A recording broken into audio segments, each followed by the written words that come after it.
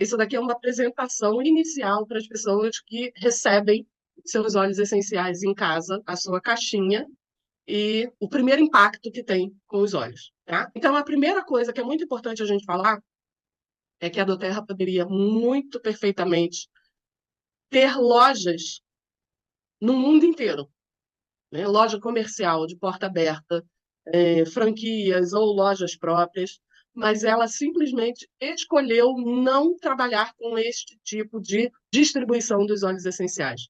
Porque a doTERRA reconhece que pessoas precisam de pessoas. Então, nós chegarmos numa loja, comprar um vidrinho de óleo essencial nessa loja e depois não ter o acompanhamento necessário da vendedora, não ter uma vendedora capacitada em vender aquele óleo, em te acompanhar e formar laço, vínculo com você, ela optou por esse tipo de distribuição que a gente faz. Porque aqui a gente tem comunidades, nós formamos comunidades. As pessoas que estão nessa sala hoje pertencem a um grupo que tem o mesmo tipo de interesse no uso dos óleos essenciais, e aí são guiadas o tempo inteiro através desse interesse que todos compartilham, tá? Vocês podem ter certeza que é a melhor forma que vocês têm de acompanhamento e de aprendizado no uso dos óleos essenciais dessa forma, ok? O que são os óleos essenciais? Também muita gente começa a usar os óleos sem saber o que é o produto, tá? Então, óleo essencial, na realidade, não é um óleo. É um nome, mas a estrutura química dele não é um óleo. Ele é simplesmente um fluido das plantas que pode ser retirado de acordo com especificidades, né, na produção dessa retirada desse fluido. E é um líquido que tem nessas plantas, em qualquer parte da planta, flor, raízes, caule, folhas, qualquer parte, e que, basicamente, o trabalho desse fluido é de ter essa planta no seu meio ambiente. Então, proteger de mudanças climáticas, proteger de pragas, de insetos, de bactérias, fungos, ok? Então, toda essa proteção que essa substância líquida faz na planta, ela também consegue fazer na nossa célula. Por que que eles são tão eficazes? Tanto pelo tamanho da molécula química, que é muito pequena, quanto pela afinidade que esse líquido tem com a membrana celular.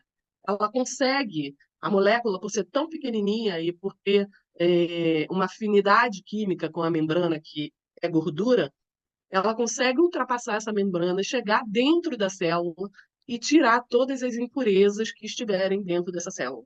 Então, toxinas e qualquer ameaça, seja ela de bactéria, de vírus, metais pesados, agrotóxicos, tudo que tiver dentro dessa célula de toxina que não deveria estar lá, o óleo essencial consegue fazer essa faxina, né, e tornar a nossa célula mais saudável. Óleo essencial não é só para pessoas doentes. Óleo essencial faz um trabalho de prevenção de saúde, de otimização de saúde também. Então, as pessoas que estão fragilizadas, que estão doentes, conseguem se recuperar mais rapidamente por causa dessa ação dele na célula, como aquela pessoa que é saudável também consegue ter uma saúde melhor, mais otimizada por esse trabalho que os óleos fazem na célula. Como que a gente pode usar esses óleos? De três formas. Aromática, e nessa forma aromática a gente tem a forma direta e a indireta. Então, direta, a gente cheira esse óleo, essa substância direto do vidrinho, ou pinga uma gotinha na mão, né? Espalha essa gota na mão e inala, cheira profundamente, pausadamente, ali, diretamente para o nariz, tá?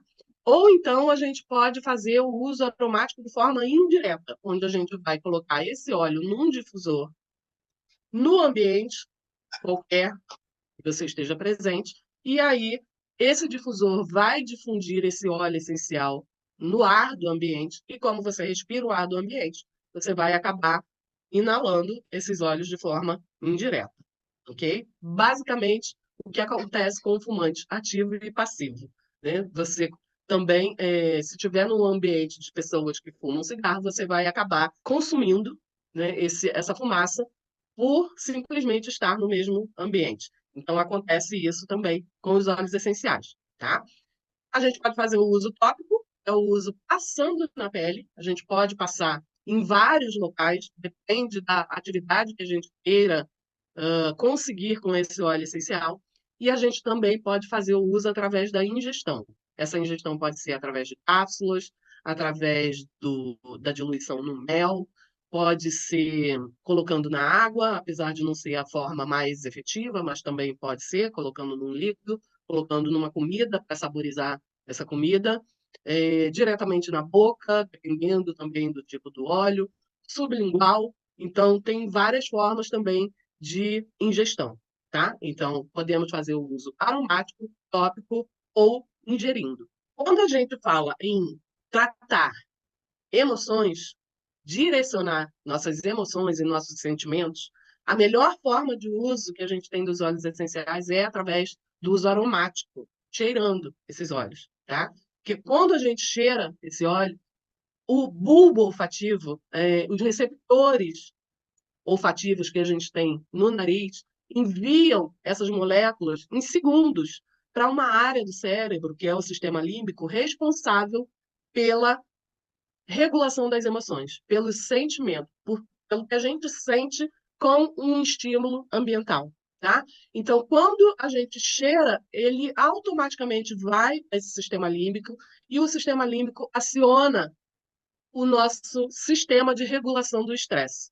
Então, a gente começa a acalmar, a gente começa a diminuir a agitação, a diminuir a produção de adrenalina, de cortisol, e aí o estresse vai ficando sob controle e também vai acionando áreas do nosso cérebro responsáveis por emoções. Então, a gente começa a se conectar, né, com sentimentos que muitos daqueles químicos acabam direcionando, né, essas emoções, ok? Quando a gente quer fazer um tratamento sistêmico, quando a gente quer melhorar condições físicas, as melhores formas que a gente tem de uso são o tópico e o oral. A gente sempre começa pelo uso tópico, para poder ver a adaptação dessa pessoa com aqueles óleos, com aqueles blends, ok? Nunca a gente começa com forma oral, sempre começa com o uso tópico. E aí, quando a gente passa esse óleo na pele, ele também tem uma penetração e em poucos minutos ele já está na corrente sanguínea e acaba sendo direcionada essas moléculas para vários sistemas, né, vários órgãos, e rapidamente a gente também consegue uma melhora de sintomas através desse uso. Nem sempre a gente vai ter um direcionamento de uso de óleos essenciais com diluição, tá? Tem vários óleos que a gente pode aplicar diretamente na pele sem prejuízo algum. São óleos mais suaves. Mas, em se tratando de absorção dessas moléculas, é sempre muito interessante a gente diluir esses óleos num óleo carreador, tá? O óleo de coco da doTERRA é feito especificamente para uso tópico em aromaterapia. Ele é um óleo mais fluido, ele não tapa os poros, né? Ele não congestiona esses poros. E aí, quando a gente dilui esse óleo essencial, que é extremamente volátil, ele evapora muito rápido, quando a gente faz essa diluição, apesar de parecer que uma diluição vai diminuir a potência do óleo essencial, é ao contrário. A gente potencializa esse poder do óleo essencial quando a gente dilui ele. Por quê? Como ele é um óleo muito volátil, se a gente pega e passa diretamente aqui na pele, muito dessa composição vai ficar nas camadas mais superficiais da pele e vai evaporar com mais facilidade. Quando a gente dilui esse óleo no óleo carreador e passa na pele, a gente consegue fazer com que essas moléculas entranhem mais na pele e cheguem a camadas mais profundas tendo uma absorção de moléculas muito maior do que se a gente usasse ele puro, tá? Então, mesmo que esses óleos possam ser utilizados puros, é sempre interessante a gente diluir ele no óleo de coco fracionado e fazer o uso tópico. Então, eu falei de todos, né, que são interessantes a gente diluir de qualquer maneira, mesmo podendo passar puro ou não.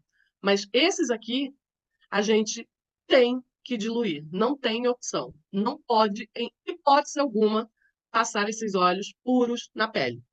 Eles são dermoabrasivos, eles queimam a pele. E dependendo da quantidade que você usa, pode provocar um dano, pode provocar uma queimadura séria na pele, tá? Então, cássia, canela cássia, a canela tradicional, o cravo, gerânio, capim-limão, orégano e também o tomilho e o onguarde são óleos que a gente tem que diluir de qualquer forma e fazer uma diluição maior do que os óleos que não têm esse poder de queimar a pele, tá? Daí a gente passa para a proposta que eu faço dos óleos essenciais, do uso dos óleos essenciais como um protocolo. Eu tenho experiência de nutricionista, né, de nutricionista funcional. Antes de eu ser consultora da doTERRA, eu atuava como nutricionista exclusiva de TEA e TDAH e desordens do desenvolvimento, tanto das crianças quanto das famílias de TEA. E eu tinha, né, essa experiência com a nutrição funcional. Então, quando eu comecei a utilizar os óleos essenciais, eu peguei o meu conhecimento da nutrição funcional e distribuí esse kit em frentes onde a gente conseguisse tratar as principais questões que mantêm a nossa saúde em dia, tá? Os principais sistemas corporais que fazem com que a gente tenha saúde ou que tenha ou que recupere essa saúde.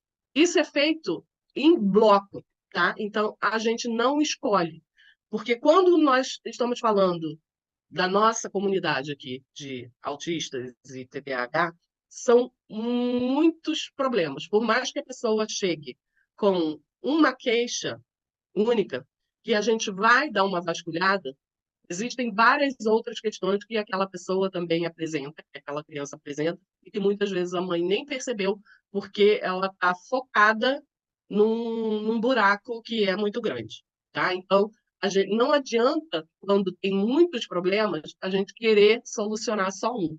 A gente tem que tampar o máximo de buracos que a gente consegue. E isso a gente consegue fazendo com o protocolo em bloco, cercando por todos os lados e tentando fazer o máximo que a gente pode, tudo de uma vez só, tá? Então, por trás de problemas comportamentais e de sintomas que muitas de vocês chegam nas nossas mãos, como hiperatividade, insônia, ansiedade, agressividade, irritabilidade, falta de foco, falta de atenção, tudo isso tem uma base biológica muito grande por baixo, né? Que são questões que a gente não vê. Contaminação por metais pesados, inflamação, desbiose intestinal, uma detoxificação que não funciona muito bem, sensibilidades alimentares, distúrbios gastrointestinais diversos. E aí, quando a gente trata tudo isso, a gente acaba melhorando, por consequência, aquilo que está aparecendo e que está mais aparente lá no comportamento. Tá? Então, o princípio é sempre esse: trabalhar em bloco, as 4 frentes, tudo junto.